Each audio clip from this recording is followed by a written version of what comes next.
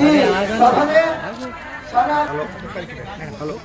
సభనే సనాతన వేదాంత సభ అయితే ధర్మో రక్షతి రక్షిత.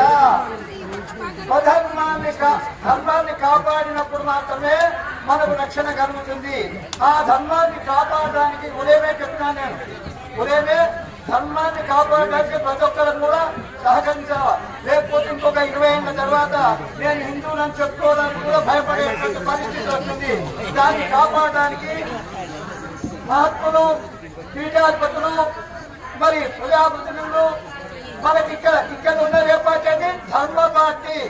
బీజేపీ కాదు, కాంగ్రెస్ కాదు, కమ్యూనిస్టు కాదు, దేనికి వ్యతిరేకం కాదు. ఎవరైతే సనాతన ధర్మాన్ని కాపాడడానికి ముందుకు వస్తారో వాళ్ళకు మా హిందువుల మద్దతు ఉంటుంది. దేశంతో నాకు సంబంధం లేదు. మా దగ్గరికి కమ్యూనిస్టు వస్తారు, కాంగ్రెస్ వస్తారు, అందరూ వస్తారు. ఇవాళ ఇద్దరు ముస్లింలు వచ్చి కూడా బొట్టు పెట్టుకొని పోయినారమ్మా. అమ్మ బొట్టు పెట్టి పంపించినారు. కాబట్టి ఆ విధంగా సనాతన ధర్మాన్ని కాపాడడానికి ముందుగా చేరుకొచ్చే ప్రతి ఒక్కరు కూడా మరి ఓం ఓం ఓం అమ్మా ఈ ఆచారం పోయినా ఆచారం తప్పకపోతే ఆ దయ్యాలని వెంబడినట్టు మరి. కాబట్టి సనాతన ధర్మాన్ని కాపాడడానికి ముందుకు వచ్చినటువంటి ప్రతి ఒక్కరు కూడా అర్థపడతారు. యథాత్మానం భవతి